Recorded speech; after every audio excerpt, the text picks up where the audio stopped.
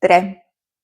Tänases videos vaataksime lähemalt seda, kuidas ja miks üldse kujunevad erinevad psüühikaprobleemid ja psüühikahäired. Mina olen Maarja, olen kliiniline psühholoogi koolitaja ja kutsun sind endaga kaasa mõtlema. Kui me kõige lihtsamalt selle asja kokku võtame, siis me võime põhimõtteliselt ühe lausega öelda, miks psüühikaprobleemid kujunevad.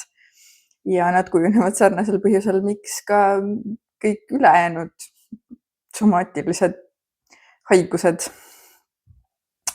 Ehk siis inimese omaduste ja keskkonna mingisugusel koosmõjul või täpsemalt öeldes sellisel juhul, kui keskkonna nõudmised või miski, mis meie ümber keskkonnas toimub, ületab meie organismi siis bioloogilised ressursid sellega toime tulla.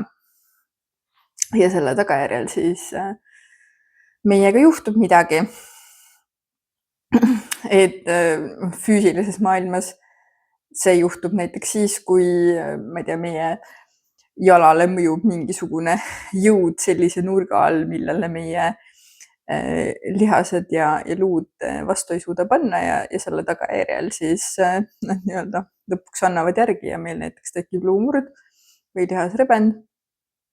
Psüühikaga on mõnes mõttes samamoodi, et kui me puutume kokku mingisuguse sellise stressirohke olukorraga, millega meie olemasolev ajuressurss ei ole võimeline toime tulema ja seda kuidagi moodi integreerima või maandama, et siis me märkame, et meil tekivad erinevad psüühikakaebused.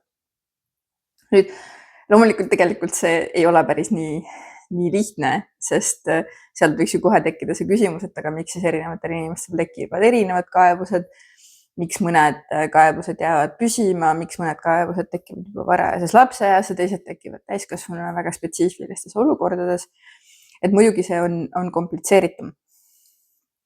Ja kuidas sellest mõelda, ilmselt ongi nii, et seal on väga palju erinevaid elemente, mis kõik panustavad sellesse, et mingisugune häire psüühika funktsioneerimises saaks tekkida. Ja siin mängivad rolli nii geenid, mis meil on kaasa sündinud, aga me peame mõtlema ka selle peale, et geenid ise otseselt ei määra ühegi omadusega ega häire kujunemist, et nende geenide avaldumiseks on vaja teatavat keskkonda ja teatavaid tingimusi ja teatavaid teiste geenide ja teiste omaduste kombinatsioone. Et see, kuidas geenidest saavad päriselt inimesel väljendunud tunnused on ka keerulisem kui ainult see, et mul on see geen kuskil kehas olemas või mitte. Ja siin läheb lugu ka selles mõttes keerulisemaks, et see keskkond algab juba siis, kui me tegelikult oleme loote eas ema kõhus, sest see on sellisel juhul meie keskkond.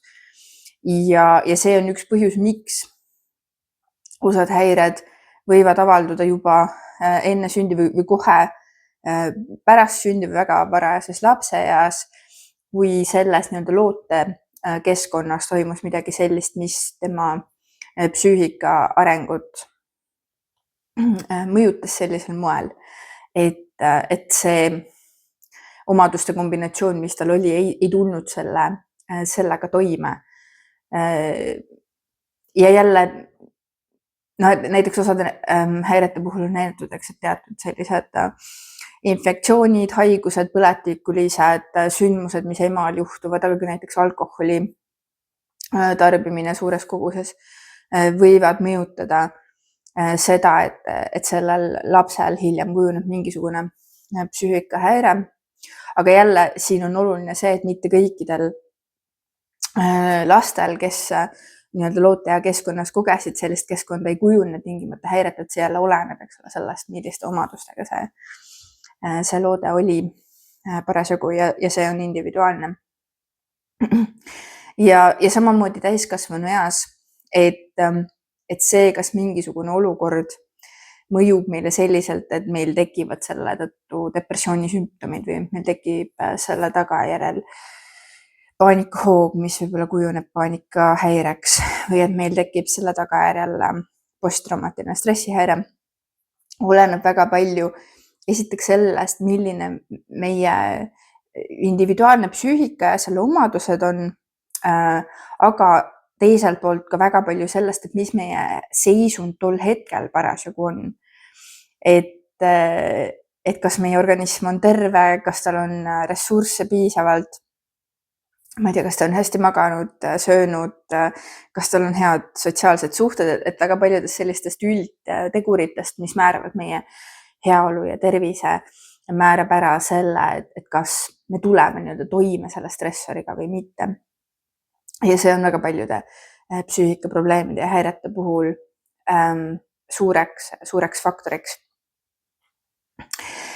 Ja tõenäoliselt jälle, et kuna need psüühikahäired, mida me oleme kirjeldanud, otseselt ei kirjelda mingisuguseid nii-öelda päris asju inimese sees, vaid me lihtsalt kasutame neid termineid selleks, et tähistada erinevaid viise, kuidas psüühika saab häiruda, millised raskused inimesel saavad olla.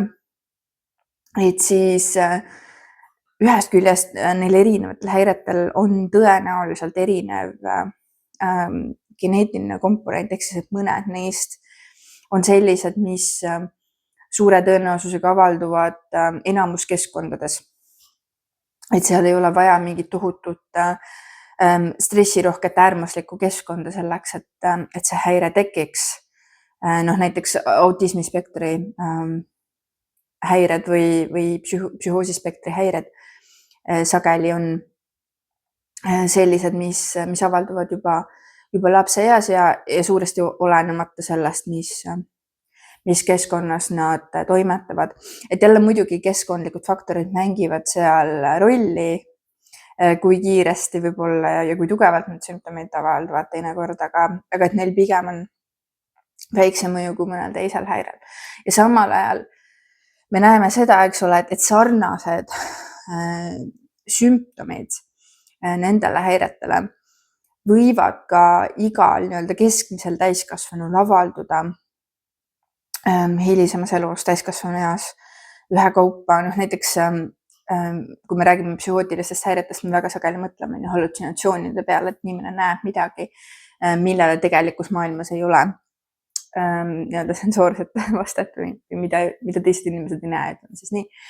Et tegelikult enamus inimeste psüühika piisavalt kõrge koormuse korral on võimeline sattuma sellisesse seisundisse, kus me näeme hallutsinatsioone. Et me teame seda näiteks sensoorse deprivatsiooni eksperimentidest, et kui inimene panna sellisesse keskkonda, kus ta ei näe, ei tunne, ei kuule mitte midagi, et siis mingi aja peale neil tekivad hallutsinatsioonid, aga näiteks ka kõrge palaviku puhul või lihtsalt mingis äärmuslikus stressirohkes olukorras. Ja samamoodi näiteks autismispektri häirete üks selline omane tunnus on selline sensoorne ületundlikkus, et nad saavad kergesti, väga paljud inimesed, kergesti erinevate väliste stiimulite poolt, kui palju helisid, mingeid visuaalseid stiimuleid, taktiilseid stiimuleid, et siis neil kergesti tekib see ülekoormuse tunne, et nad ei suuda seda taluda ja et see käib neil üle jõu. Siis tegelikult, kui me paneme keskmise inimese sellisesse keskkonda, kus ta saab pidevalt väga palju järjepidevalt stimulatsiooni, mille osas ei teki kordagi pausi ega võimalust taastuda ja puhata, et siis meil kõigil on kuskil mingi see punkt, kust me muutume järjest tundlikumaks selles suhtes ja võime saada sarnase ülekoormuse osaliseks. Et see on ka ilmselt see põhjus, miks väga paljud inimesed tänapäeval tunnevad ennast ära paljudes autismispektri tunnustes, sest mida rohkem me infoühiskonnas elame, seda rohkem me elame tegelikult sellises keskkonnas, kus meil kogu aeg tuleb stiimulit juurde. Ja kuigi meil tegelikult oleks võimalik seda pidurdada, et siis see on oma olemuselt selline, et me sageli ei tee seda ja koormame ise oma närvisüsteemi sellega üle. Et see erinevus lihtsalt on see, et inimesed, kes on sündinud lapsena selle eelsoodumusega autismispektri häireks, et nende närvisüsteemi see nii-öelda taluvuslävi on madalam, et neil tekib see ülekoormus oluliselt väiksemate stiimulite peale, mida me nii-öelda võib-olla vajame selleks, et inimene suudaks meie ühiskonnas üldse tavapäraselt funktsioneerida. Ja teisel pool on võib-olla sellised psüühikahäiredeks, kus nii-öelda geneetiline komponent on väiksem ja meil on suurem osakaal sellel keskkonnastressil. Et me siin võime mõelda näiteks erinevate foobiate peale või miks ka mitte paanikahäire peale, aga kindlasti näiteks posttraumaatilise stressihäire peale, kus tegelikult selline äärmuslik ja tugev väline sündmus on see, mis viib psüühika siis sinnamaale, et ta ei tule toime ja tal tekivad need sümptomid. Aga jälle, et siin on oluline meeles pidada seda, mida ma varem ütlesin, et enamus inimesi, kui nad kogevad sellist nii-öelda potentsiaalselt traumeerivat sündmust, et enamus inimestel ei teki selle tagajärjel traumaaegse stressihäire sümptomeid, sest et meie psüühika tegelikult tuleb, kui tal on piisavalt ressursse, ta on piisavalt taastunud ja hoitud ja tal on piisavalt sotsiaalset tuge, et siis ta tuleb toime selle tugeva stressiga, mis juhtus ja taastub sellest iseseisvalt ära. Ja võib-olla veel üks asi, mis on oluline meeles pidada, on see, et üks nii-öelda riskifaktor, mis panustab sellesse, et meil võivad tekkida mingisugused psüühikaraskused, on see, kui palju meil elus on juhtunud selliseid olukordi, kus me oleme pidanud kogema sellist tugevat stressi ja kus võib-olla meie organism on viidud sellise piirini, et ta peaaegu ei tulnud toime või et ta pidi oma nii-öelda ressursid ilmselt ära kulutama selleks, et selle olukorraga toime tulla. Et iga järgmine selline sündmus muudab meid natukene tundlikumaks selles suhtes, et kui järgmine kord see uuesti juhtub, me võib-olla reageerime tugevamalt ja saame sellest tugevamalt mõjutatud. Ja neljas, kes enam teab mitmes asi, mille peale ka me sageli võib-olla ei mõtle, on see, et mitmed psüühikahäired tulenevad ka sellest, et meie keha on mingil moel oma ressursid ammendunud, sest et meie psüühika, eks ole, ei toimi kuidagi eraldi seisvana meie füüsilisest organismist, et nad on üks ja seesama, see on ka see põhjus, miks toitumine ja uni ja füüsiline aktiivsus mõjutavad meie psüühika funktsioone ühel või teisel moel. Ja seetõttu sageli me kogeme psüühikasümptomeid ka siis, kui meie keha on haige. Et väga paljude, eks ole, haigustega, isegi siis, kui meil on lühiajaline mingisugune viirushaigus, me, eks ole, kogeme seda, et me muutume loiuks ja apaatseks ja võib-olla asjad ei tekita enam nii tugevaid emotsioone ja tahaks nagu mitte suhelda ja kuskil rahulikult voodis lebada, mis on, eks ole, tüüpilised võib-olla depressiooni sümptomid. Lihtsalt sellisel juhul, kui keha tuleb, võitleb selle viirusega ära ja saab temast võitu, et siis need sümptomid ei jää nii pikaks püsima, et me mõtleks sellest kui psüühika probleemist. Aga et kui meil on näiteks mingisugune krooniline haigus, mis kestab pikka aega, mis on kas võib-olla näiteks diagnoosimata või mida me ei saa ravimitega väga hästi kontrolli alla, et siis samamoodi, kui see füüsiline haigus kurnab organismi ressursid ära, et siis see, et selle peale tekivad nii-öelda depressiooni sümptomid ja mõnes mõttes organismi loomulik kaitsereaktsioon, et üritab sundida meid oma ressursse kokku hoidma, et me ei kulutaks neid ilmaasjata, et tal oleks rohkem ressurssi selle haigusega võitlemise ja taastumise peale. Ja me teame, eks ole, praegustest uuringutest seda, et meil on üks selline depressiooni tüüp, mida me saame eristada, mis ka mõõdetavalt kulgeb selliste nii-öelda põletiku sümptomitega, mis on vereanalüüsides tuvastatavad. Ja üks nii-öelda trajektoor selleni on see, et meil on tõesti kas püsiv raske haigus või meil on olnud mingi raske haigus, mis läks üle, aga võib-olla keha ei ole saanud piisavalt taastuda ja ta on kurnatud ja seetõttu need psüühikasümptomid püsivad. Aga see teine trajektoor sinna on ka see, kui meil on näiteks krooniline stress pika aja jooksul, millega me ei tegele ja mida me ei maanda piisavalt, et siis see krooniline stressireaktsioon samamoodi võib tekitada nii selle põletiku organismis kui ka need depressiooni sümptomid.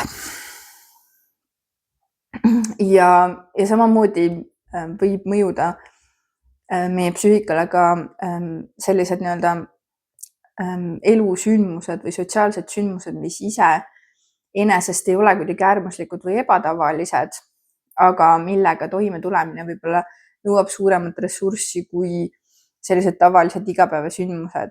Et üks selline sündmus näiteks on lein. Või see võib olla ka mingil muul põhjusel näiteks pereliikme kaotus. Et see on ka selline olukord, kus me võib-olla mõtleme, et see selline depressiooni sümptomite teke on mõnes mõttes evolutsiooniliselt loogiline. Et jälle, kuna me oleme olukorras sellisel juhul, kus meil on suur ressursi kadu ja me peame ise võib-olla sellisel juhul rohkem ressurssi kulutama mitte ainult selle sündmusega toimetulekuks, vaid ka oma tavapärase funktsioneerimise jätkamiseks. Et siis see on nii-öelda meie psüühika viis, kuidas jälle panna ennast vähem kulutama ebamõistlike või teiste potentsiaalselt kulukate tegevuste peale oma energiat ja seda kokku hoidma, et me tuleksime selle sündmuse või kaotusega toime. Ehk siis meil tegelikult on sarnaste sümptomiteni väga palju erinevaid trajektoore ja see kehtib enamuse psüühikahäirete puhul.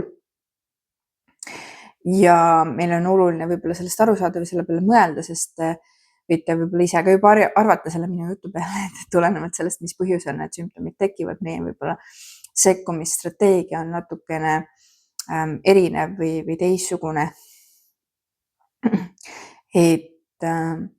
Et kui need sümptomid tekivad mingisugusest sellisest ülekoormusest või ressursside kurnatusest, mida me saame ise rohkem kontrollida, versus see, et need tekivad mingist näiteks füüsilisest haigusest, eks, et see, mida me sellisel juhul teeme ja kuidas me inimest aidata saame, on päris erinev. Sellised mõtted täna selle kohta, kuidas psüühikaprobleemid kujunevad. Kui teil on mingeid küsimusi või mõtteid selle kohta, et siis julgesti võite mind kirjutada siia alla kommentaaridesse. Hea meelega mõtlen teiega koos ja järgmiste mõtlemisteni.